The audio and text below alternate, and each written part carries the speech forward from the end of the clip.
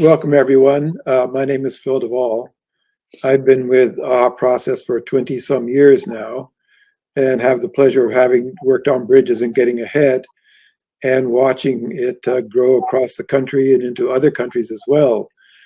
There's a group in Pueblo, Colorado, with Catholic Charities there.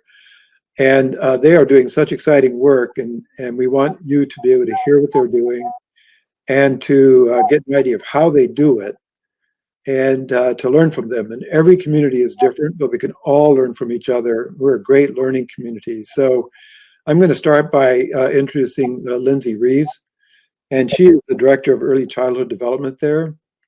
And she can tell you about the organization and introduce the rest of the team. And then I'll pose a question for her and we'll get rolling. So Lindsay. Wonderful. Thank you so much, Phil, for the opportunity to chat with you today about the work that is going on in Pueblo with our Bridges Out of Poverty work. And we're really excited for this opportunity. As you mentioned, my name is Lindsay Reeves. I serve as the Director of Early Childhood Programs at Catholic Charities in Pueblo, Colorado. So we are about 100 miles south of Denver, right on I-25. We do serve as the Family Resource Center for Pueblo County, but then we also serve the entire Diocese of Pueblo, which covers 29 counties in southeastern Colorado. So Pueblo is really kind of the catch basin, if you will, for many of the services and resources available to families not only in Pueblo, but also the southern half of our state. So very excited to have the opportunity to share a little bit about our Bridges work that we started about 2 years ago now. But we also, like I mentioned, serve as the Family Resource Center, and that means that we have a whole range of programs available to families. So we have about 25 different programs, all the way from early childhood development, prenatal, all the way through workforce development and adult programs. And so we really focus on that two-generation approach with families at the center of all of the work that we do. So I'm super excited to be able to introduce our team here today. So first we have Emmeline Medina, and she is the coordinator for our Bridges Out of Poverty work. So she really makes all of the wheels go round for all of the work that we do with Bridges and our families. And then we also have Tiffany Garcia. She is the assistant coordinator for all of our Bridges work and does a ton of facilitation of our Getting Ahead classes and many of our Staying Ahead classes as well. And then we also have Kim Tate Grain, who is also a facilitator and family development specialist within our program, and would love the opportunity to share a little bit more about how we've really integrated that family development work into Bridges and Getting Ahead as well. So like I said, very excited about the opportunity today. Well, welcome to you all. Lindsay, I would like to know what is the most compelling, important, exciting thing that's come out of all this work. So what can you tell us? Yeah, so I think when we started this work, we came at it from the place of being a family resource center and really,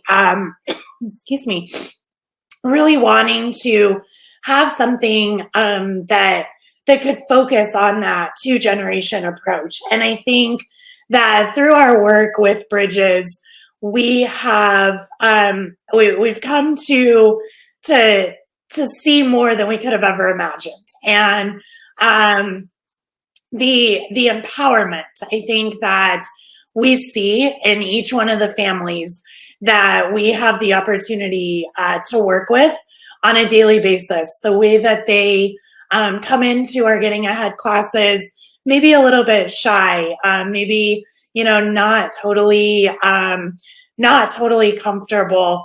And the way that they leave us, and they don't really ever leave us, but the way that they evolve over that time that they are with us, is just, it's empowering and it's incredible to see. And I know that our team is really excited to kind of share our stories and our experiences kind of through that lens. I don't know how many people have been through Getting Ahead there, but I suppose it's quite a few. And I just wonder where in the sequence of things that people do when they're with you, where does that fall? Where does that fit in? And, so you're doing so many things. I know you've got grants from all over the place and you're working with different partners. We'll get to that later, but what's the process like for people that come into your organization? Yeah, so people can come into our organization from lots of different angles, and that's really kind of the beauty of having a family resource center is there's no wrong door to enter into our agency. So they may come in through one of our early childhood development programs like Parents as Teachers or Hippie, or they may come in through one of our workforce development programs like Rehire. And the beauty of it is once they walk in the door, we are really able to wrap around that family and identify what their goals are, what their needs are, what their strengths are, maybe what their barriers are currently. And what that really allows us then to do is identify, do we need to meet basic needs immediately?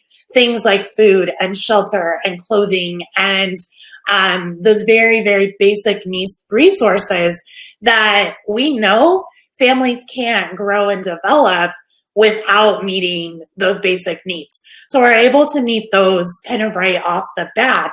But then what we're able to do is really get to know the family. And in doing that, we're able to identify, like I said, what are their strengths? What are their barriers? What are their goals as a family for their children, for themselves? Is it going back to school? Is it making sure that their kiddos can get to school and have good transportation? What do those goals look like?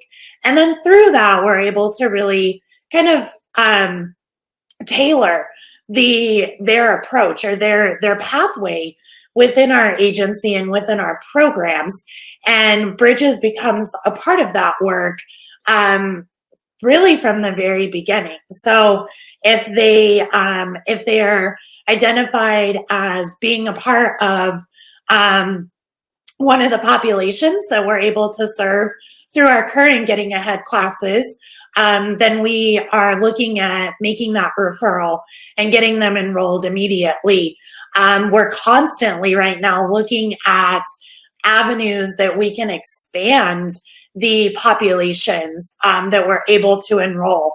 So I know we've talked a little bit about our TANF work and the work in our schools and different things like that. And so really looking to always expand where we can serve families.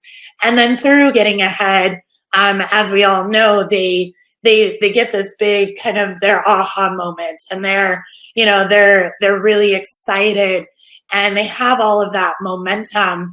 And I like to say that there's never a family that's more motivated than when they come out of Getting Ahead. And we really try to capitalize on that momentum, and that's where they move into a lot of our Staying Ahead classes, and ultimately then becoming leaders in our community and really working towards those goals, both for themselves, for their families, and ultimately in their communities.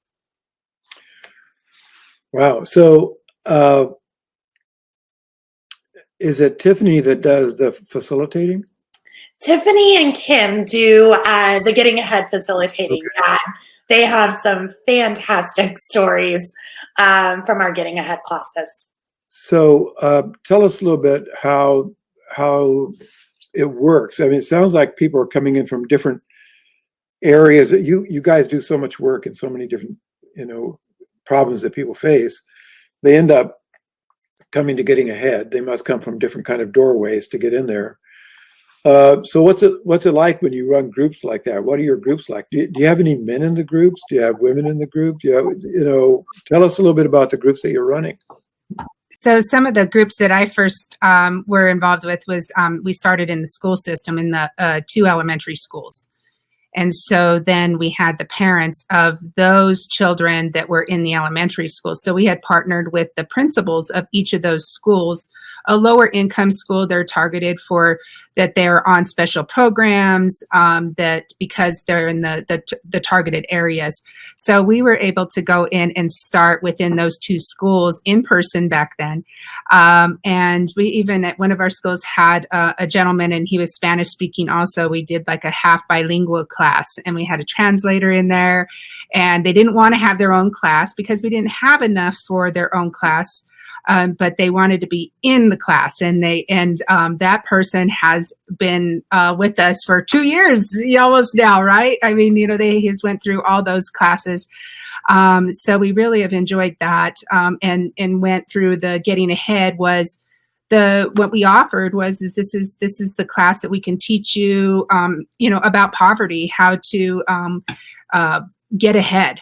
And from that, we have done a couple classes through them, and we've been with them for a couple years now as they've transitioned from one class. And now the head of that class is in leadership. They went from getting ahead to staying ahead to protective factors to love and logic. And now they're doing a community leadership class.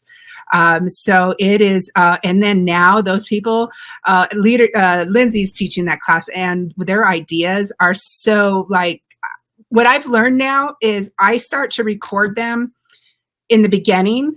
My Zoom classes, the turnaround is so incredible that my TANF I didn't record till the end. And I was like, these are such different people now. At the end, they're saying, I'm like, I did not coach them. They said what they had to say, and they're just like speaking, from the book and what they heard, and that poverty isn't just all their fault, and how they're looking around at their community now, and the improvements that can be made in their leadership. And so now when we're in the elementary schools, and now we work with our Department of Human Services through the TANF program, the Temporary Assistance for Needy Families, where they're receiving cash assistance. And so they can only receive cash assistance for 5 years, and then they're done. They're just cut off. There's 5 years and done. So what they're realizing is all these families are getting done with their 5 years, and then the homeless population is increasing because now they can't even get any assistance at all. So that within those 5 years, they are the Department of Human Services is making them attend classes. And one of our classes that this was a tough one to get started, and now it was like a slow. You ever hear like a big wheels, turn slow? They take a long time to get turning. But I'm telling you what, right now, those big wheels started turning, and we are on the railroad train headed downhill, like in a good downhill. Like we're going straight ahead, and we have opened the doors, and the barn doors have been blown off. And now we have families, M's the scheduler of this we have classes we'll enroll them with up to 20, because we do have a couple people drop off. So we do aim to graduate 18 at least every semester, or every 8 weeks. But what we do is they are getting paid. They are receiving their stipends for being there, the stipends for the food still, because that's part of, just the whole getting ahead is we're getting paid, so they should get paid. This is how it works. And so, I recorded my first session, this last one, and so I look forward to at the end, because they hear it and they have that aha, and then they're like, give me more, and how can I learn more? And it's such a fabulous it's the whole bridges concept. It just keeps on going. And as soon as it's not just about getting ahead, staying ahead, everything. It's about community also. We really want their voices to be heard, and they know it. And it's been one of my greatest pleasures for sure is to see one of our gals, she got really, I sent some motivational videos too, and she got like t-shirts made and stickers made that said like beast mode. And she's just like, I got it. I see it, and we see that their kids, what was happening in the schools is the principals were coming up to us and going, I don't know what you did, but that child is now the road runner of the month. That child is the lion of the month, the panther of the month. So the child wasn't even in class, but the parent was. And well, in the beginning, the child was in class. We did have our classes together. Yeah. But there was improvement in the child's, their attendance, their behavior. And we have some model families where the children were really not going, they weren't succeeding. Their grades were poor and they had behavioral problems. And we have some pretty good ones now that the kids are leaders in the teen groups now. Like they're participating. It's like, wait, isn't that the kid that like had that outburst? And you're like, yeah. And it's like, but he's a leader now. And it's like so great. And so we even blossom the teens. We have a teen group that starts, I think they can get in at age 10. And so they can start to do that too. So, but Kim has started a whole nother program with us too. So she has amazing, awesome stories. So Kim, I could talk for days. So. But you're so good at it. Yeah, let's hear your stories, Kim.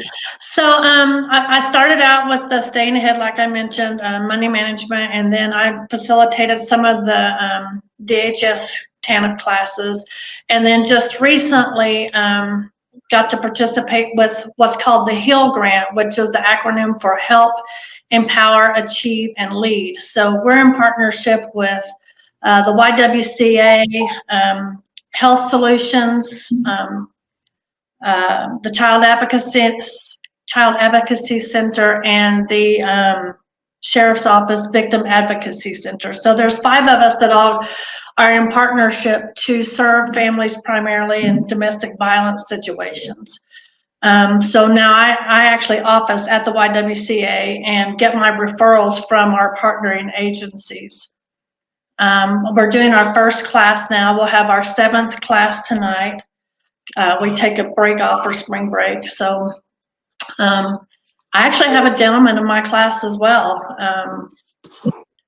And it's going so well. I've already seen so much growth just in these few weeks. We also give them the stipend. We also give them dinner. We're having our class in person. The Y has a big enough classroom that we're able to do our social distancing. So, and so everybody's able to sit at either end of the table, and their family can sit at each table while we're having a meal. So we're able to have a space available for that. And then we have our child care. They take them to an area that's set up for children, and the kids have a blast. The kids are excited about coming as much as the grown-ups. As a matter of fact, I had one child, the mom texted me and said, I'm not going to be able to make it tonight. So-and-so's got to have a tooth extracted. Next thing I know, here they come walking down the stairs, and I'll say, oh my goodness, I thought you weren't going to be able to make it. She said he wanted to come so bad. So they came. I've already seen so much growth. I have one lady who's close to my age who she spoke out last class. She said, she was talking to the class. She said, I decided when I came here, I was just going to sit and be quiet and listen because I'm so embarrassed to be in this situation at my age. She said, but I see you guys doing what you got to do to make it happen. I see you guys pushing through. This class has given me so much encouragement and so much empowerment. I know this is not where I'm going to stay. And she said, and she was talking about the book as well. She said, I see there's a way out. So it's been so good. I have another lady that actually changed her whole schedule because when she looked at the book, she said, I feel like this was brought to me for a reason and I'm not going to miss it. So she had her schedule at work changed so she wouldn't miss classes. Those are great stories. I keep hearing about your connections in the community. And probably, Emily, and this question goes to you, I guess. Maybe the easiest thing to tell us is, what organizations do you not work with? I mean, I've heard you talk about the Sheriff's Department, for Pete's sake, right? And you just named one organization after another. It sounds to me as if you've actually captured the whole community. And they're kind of on this journey with you. And it sounds like the people that are coming into your organization are getting support for at least 2 years. And maybe, I mean, they could be with you for 5, theoretically, right? But so if you're with people that long, it must have a huge impact on relationships and outcomes. So, Emily, how are you managing? How does your organization go about putting their fingers in every organization? Well, we've had really great leaders that have been able to extend all those into other organizations. Lindsay and her team have done an amazing job getting all of those collaborations in there. Like they were telling you, it's not just one agency, it's the whole community. So if there is an agency that we haven't been working with, I can guarantee at one point we will. And that's usually when we're meeting with the participants and the clients and finding out the needs that they have. That's how we kind of find some of the other agencies that we haven't worked with, or some of the agencies we need to bring on board. And there really isn't a lot of agencies that we're not working with. I mean, even doing our weekly food distributions right now, we're partnering with Care and Share. We've partnered with other areas to help making sure that we're getting family food every week. So like I said, it's not that I don't think there are any that are not being met at this point in time. And if there are, then we'll definitely open up that door and see how we can connect. We talked about all the different classes that we have going on. Well, our 3 branches right now, Tiffany talked about how we're in the schools. We have the getting ahead, the staying ahead, the love and logic, protective factors, and leadership with the schools. Then we turned around and we worked with the Department of Human Services. And in that essence, we're turning around and we're doing getting ahead, financial management. We're doing protective factors. We're doing a workforce development for them so that they can learn soft skills in order to get the job that they need. And then we're doing a rehire right after that to help coach them while they have their job. And then in the 3rd branch we have is for the teens, the same thing. We're doing it's all about being a teen class. It's doing the R rules with them. We do a financial literacy for them as well, because the teens need to learn all those financial pieces as well before they go out in the world. And then they do a leadership class as well. So those 3 branches have allowed us to be able to go out and connect even more. A lot of the programs that we have internally, we're in the hospitals, we're in different places. So wherever we can go, we are going to find a resource. I get the picture. I wonder, you must have certified Bridges trainers, and then you have partners, so you could be offering Bridges training to all your partners. So, correct. And it has slowed a little bit with COVID and everything, because we weren't able to do a lot of the Bridges training to our community partners at the moment. But now that things are starting to kind of slow down a little bit, Tiff and I were actually just talking about how we are getting ready to gear up again and get even a virtual Bridges classes going for the community again. Yeah. One other thing I would just add to that, too, from the very beginning, we made a conscious effort to bring in, especially our school partners from the very, very beginning. And we actually took to that very first training in Texas, we took the 2 school principals. We took a representative from the workforce center. We took administration from the school district. And the idea behind that was really to integrate this model across our community from the very, very beginning. And it was to make it a common language and a way of being in our community, like I said, from the very, very beginning. And so that really helped as we started to expand out into different avenues. We had that not only backing from our agency at Catholic Charities, but we also had the backing from the other agencies across the community because they saw the value and the impact, and they were bought in from the very beginning. You know, I think that every community is different, of course, and there comes a time when people are thinking about, you know, the cost and how you cover all of that, and the longevity of it, right? So I just happened to notice in the written material that you've gotten grants from here and there in several places. So what can you tell other communities about, you know, about attracting funding? So you must be the masters of that. So give us some hints. I don't know that we're the masters, but we definitely, we write bridges into everything that we submit.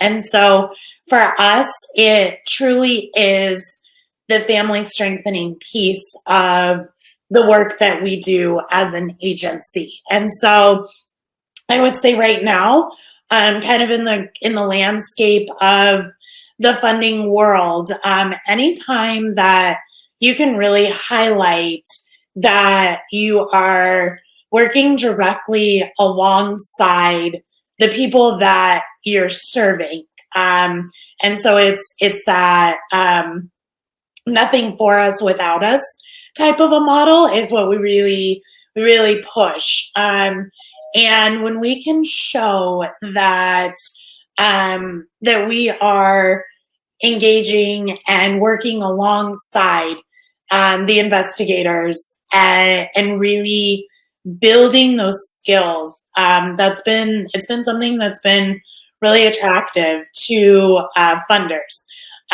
They like the idea that, and we've had to sell a lot of people on the idea that you can't just do a 8, 9, 10, even a 16-week class and expect people to go out and make great change in the world.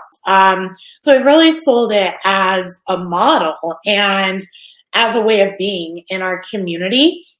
We've been really lucky that a lot of funders have come alongside and said, we like this idea of neighborhood work. We like the idea of partnering with the people that live in those neighborhoods. We really like the idea that ultimately they become leaders in their community.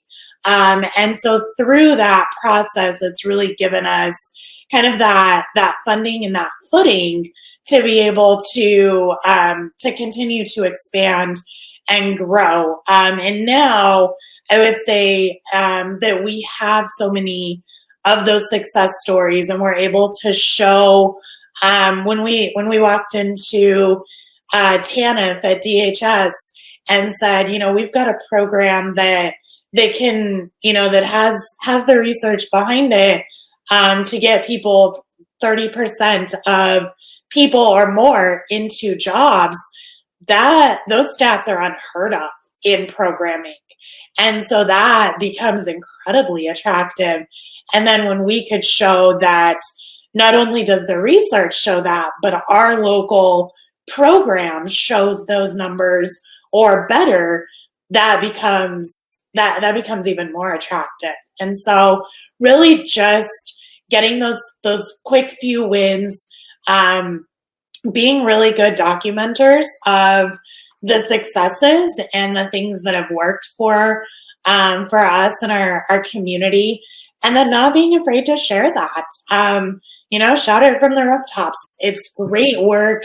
And I would say that, you know, for as great as all of us can talk about it, our investigators can talk about it even better. And so that's really, I think, where we're headed next is building back in those investigators into being, or those graduates into being facilitators, and really just continuing to move forward.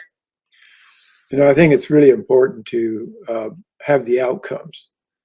And it's good to know that you're sort of acting as a historian for the whole thing that's going on. Someone has to tell the story, right? And it seems like you're the ones.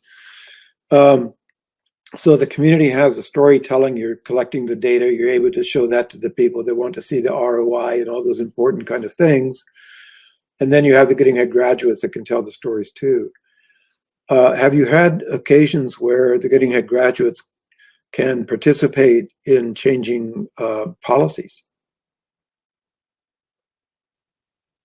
They're all looking at me, and I don't want to talk again, but I have the immense pleasure right now of teaching our community, and I won't even call it teaching.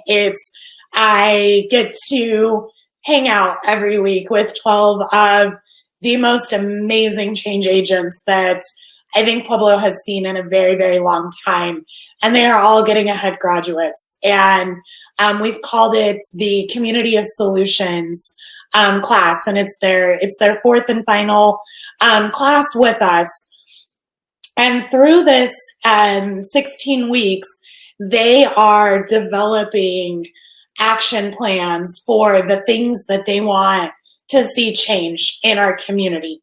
And we've gone through, I'm going to do a little shout out to the book Switch from Dan and Chip Heath. And we are using that as kind of our guiding principle for this class.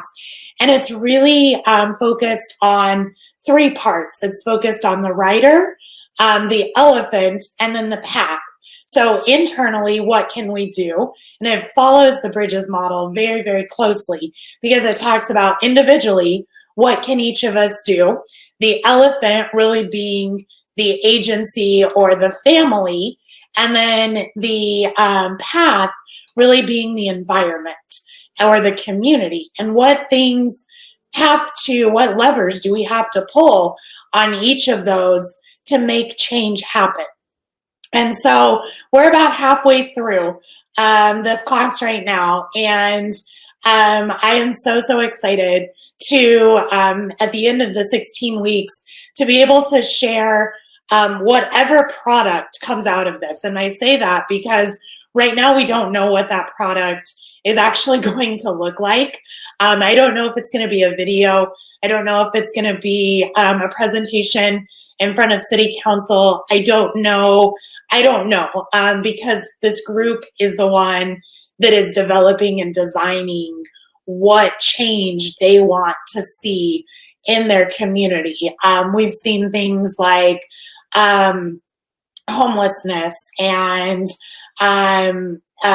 substance abuse in our community, poverty. Obviously, we've seen, things for kids to do that are low cost, and how can we develop something like that? We've talked about even, creating after school programming for homework help, because both parents and children both agree that once they hit 5th grade math, that's about the extent of the help that the parents are able to provide. And we commiserate with that. And we agree. We've talked about, how do we make that happen in the school? Can we create clothing closets in the school? We've talked about so many things, from small changes to big changes. And they're able to bring in different thought partners from the community that are able to talk about, here's how you make change. If we want to get an ordinance past City Council, this is the steps that we're going to have to take. And so they're learning through that process as well.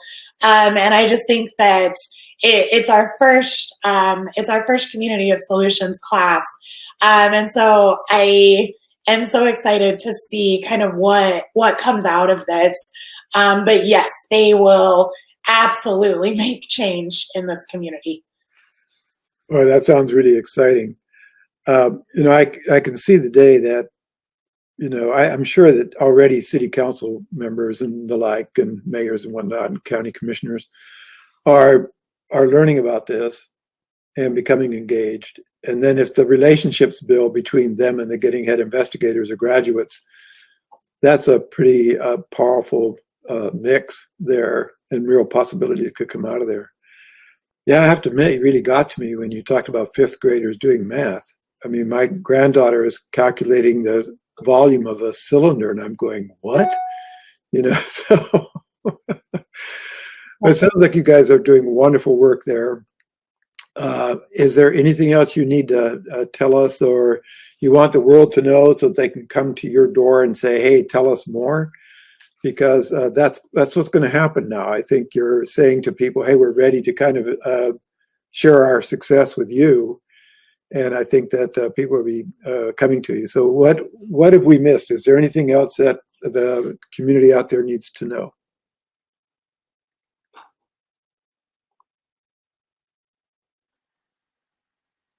I think that question really is going to go more into our two facilitators who are doing the day-by-day work with our families. Mm. And I love it that to not be afraid. A lot of times people will come into class and they are resistant. They're defensive. They don't want to, they want to tell you the story that they've been telling other people. And it's so fun to be able to be part of that change for them and stick with them. And then they realize, wow, you really are an investigator with me. You're not just wanting to teach me. You're wanting to guide me, to show me. And it's the eye-opening, like I said, the transition from the beginning of, I had it just the other day, I was teaching a class, and somewhere in the middle, this lady goes, so exactly what is this about? I was like, I'm recording this because at the end, it's going to be so good. Because now that person has already within, we've been together now like 6-8 hours within this first class. And her idea and her perception of, and her voice has already changed since the resistance to the beginning. And so to not be afraid to stick with them and to just go up against that resistance and to just be part of the team. I know mine really likes we do like a highs and lows or positives and a challenge when we first get in. That really sets the tone that you really care about me. Nobody really wants to go into a class and go, all right, chapter 1. They like the one-on-one. They like the change. They like the being able to share some of the things that's going on with their lives. And we also don't penalize them when they get jobs. And that's the beauty of Zoom, is that we do 2 days a week, so that if they do have to miss because they got a job or they're starting to go to school, because that happens a lot now in our classes. They're like, hey, I'm like, no, we're not going to penalize you. We're going to stick with you. And these days that you have to cut out a half hour early or something, I'm going to be with you. I got this on the recording. You can make it up. I'm here for you. And so we have had continued graduates because they have no fear of improving themselves, because they know that even in our DHS, if they get out of DHS, say they get a job and they are out, we get to keep them still. That's in our contract, that we get to keep them. Sorry, you are done with them, but we will continue to keep them. And if they want to, they can stay with us through all the different programs that we do, that after they can say staying ahead and protective factors and the workplace and the rehire. So yes, I say, don't be afraid, just to stick with them. And Kim? Something that I've learned with this class is that, because it's my first one dealing with just domestic violence survivors, is that their situations are very fluid. So they might have come to me from the shelter, or a COVA might have sent them to me. So they might be, their living arrangements are going to change. So right now I'm able to just kind of keep everybody caught up, but I am going to include in the next class an option for a hybrid. That way, if their living arrangements change and it's harder to get to the facility for the in-person, then we can still have them on camera. Or if they have to miss because the child had a tooth extracted, whatever, they don't have to miss the in-person. They still get that inclusion in the class. It's one of those. In all the other classes, but in this class, that network is so valuable to them, to see that there are other people like me. Yeah. I heard almost every single one of them say that. You know, I think we probably need to be wrapping this up, but this is a really good way to end, and that's talking about the nature of the relationships. And I get the feeling, you know, just from listening to you all, that you have really healthy transformational relationships, you know, as opposed to transactional. It's like you do this for me, I do that for you. It's not like that. It's all in. And you really get a sense of that, you know, that thread that goes right through everything you guys are saying. So thank you for the great work you're doing there, and for doing this interview